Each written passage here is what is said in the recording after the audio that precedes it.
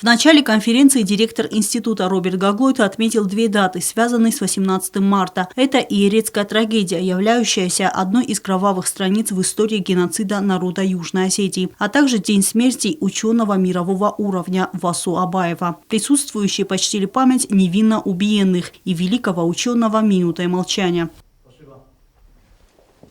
О научном пути Замиры Цхавребовой рассказала профессор Зоя Битарта. Жизненный и творческий путь ученого был непростым. В первую очередь потому, что она остро воспринимала все свидетельства угнетений народа Южной Осетии, убийства людей, уничтожения языка и истории нашего народа. Замира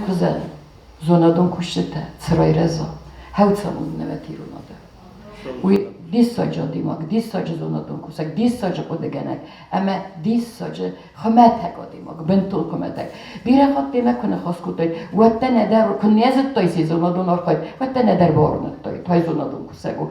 Új kusta gdaudzsin kust, gdaudzsin bersta, eme zirde at chi inkarta, hachem kusego dis.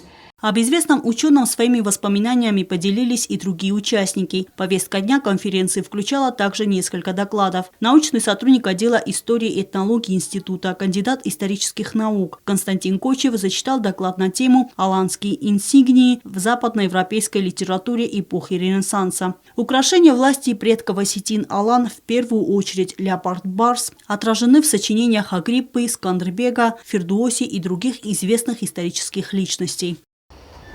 По мнению Ильяна Алексеевича Ларзиати, также посвятившего гербу Осетии отдельную работу, нет никаких сомнений, что в нашем распоряжении уникальный иконографический источник – средневековый герб Алана Осетии.